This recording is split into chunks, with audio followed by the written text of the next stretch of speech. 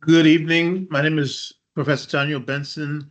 I'm a professor in the MPH program here at SNU, and I want to discuss careers post MPH degree in the U.S. Air Force, the U.S. Army, the U.S. Navy, and the U.S. Public Health Service.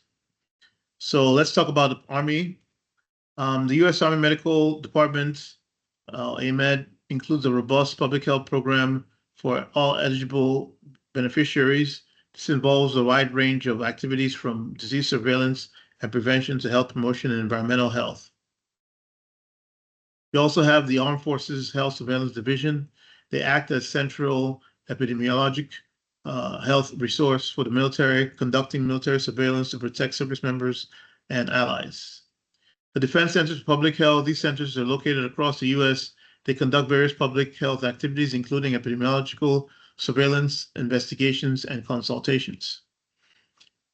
Public health officer in the Army, the officer role involves comprehensive community assessments, planning and implementing and evaluating public health programs. Public health officer also is a commissioned officer responsible for health protection, including disease control, food safety, and risk assessments related to food service and other potential hazards. They play a vital role in safeguarding the health of soldiers and the broader military community. Public health officers also investigate disease outbreaks, conduct surveillance, and implement measures to prevent and control the spread of infectious diseases. They're also involved in food safety inspections and advising on food handling programs. So other things that public health service in the Army do, they evaluate potential hazards in the workplace and other environments. They address environmental health concerns like water quality, air quality, and waste management. If you want to get some more information, you can click on this site to get some more information, or you can contact your local recruiter if you are interested. The U.S. Navy Health Corps encompasses of various specialized corps, including the Medical Corps, Medical Service Corps, and the Hospital Corps. These corps provide a wide range of medical and support services to the Navy and Marine Corps personnel, both at sea and on land. The key components of the Navy Health Corps, you have the Medical Corps. This consists of physicians who provide direct patient care, conduct research. Then you have the Medical Service Corps, which includes healthcare administrators, environmental health officers, scientists, pharmacists, audiologists, and optometrists. The Hospital Corps, this is composed of hospital corpsmen who provide direct medical support to Navy and Marine Corps units, often working in close proximity to combat operations and disaster relief efforts. The Nurse Corps is made up of nurses who provide a wide range of nursing care. The Dental Corps provides dental care for service members and their families, and the Medical Staff Corps provides support for all the other corps with a focus on operational readiness. Some roles and responsibilities include direct patient care, research and development, medical administration and management, operational support, training, and education. If you want to get some more information, you can click on this link for careers and benefits. United States Air Force Medical Service Corps, they're professional healthcare administrators and executives who play a critical role leading and managing one of the nation's largest, most diverse healthcare systems. There are about 1,000 officers in the Medical Service Corps doing various things. The Medical Service Corps consists entirely of commissioned officers. Members are required to hold a bachelor's degree or a master's degree in healthcare, management, economics, public health, finance, operations, research, business administration, or similar degrees before commission. Members must complete basic officer training at Maxwell Air Force Base and then a 5-week military health services operation course at Fort Sam Houston in Texas. Medical Service Corps serves as hospital administrators, resource management officers, directors of information and technology. Job description for public health officers in the United States Air Force include controlling disease transmission and through patient interviews, investigations, and community outreach program, conduct food safety and defense programs, assess risk associated with production, transmission, storage, and preparation of food, advise healthcare providers on workplace hazards, and oversee medical clearances for deploying personnel. So key responsibilities also include disease control and prevention, occupational and health and environmental health, food safety and sanitation. They also involved in medical clearances and employments, community outreach and education, as well as collaboration and partnerships with other branches and civilian agencies. The specific roles and career paths: public health service officer with an advanced education and training in public health principles.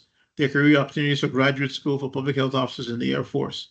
A public health specialist for the enlisted personnel support public health activities, and there's opportunities to get a bachelor's degree, which can then allow you to become a public health officer. The pay for a public health officer in the Air Force is between $77,000 to $138,000, with the average being about $103,000 per year, plus additional benefits. You can go to this website or contact your local recruiter, as you could for the Navy and the Army, for more information. Finally, we have the U.S. Public Health Service. The U.S. Public Health Service Commission Corps is in charge of health engineering professionals, which fight disease, conduct research, and care for patients in underserved communities across the nation and the world. Environmental health officers in the U.S. Public Health prevent illness, injury, and across the nation and around the globe. They also are involved in emergency management situations as well as natural disasters. To be an environmental health officer, bachelor's or master's degree from accredited program, so the National Environmental Health Science and Protection Accrediting Council, EHAC, or master's or doctoral degree in environmental health, occupational health, industrial hygiene from a Council on Education for Public Health, also known as CEIF.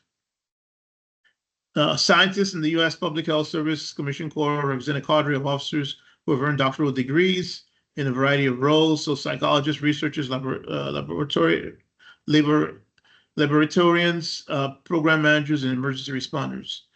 Public health service officers may work in various organizations such as the WHO, the National Security Council, and the Department of Health and Human Services.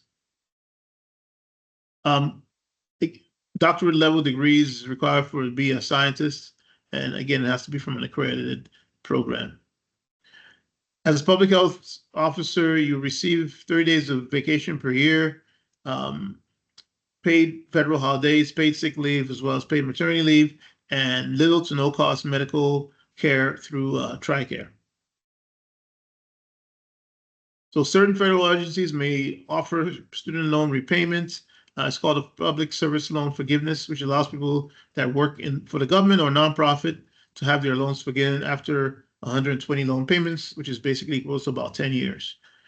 In addition, you're also eligible for the post 9/11 GI Bill, as well as tuition assistance if you're on active duty.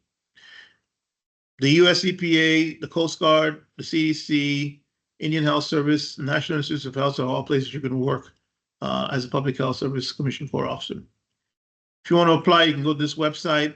If you're in your final year of graduate school, and it also could apply to people on undergrad, there's something called the Senior Commission Corps Commission Officer Student Training and Extern Program, or COSTEP, Senior COSTEP.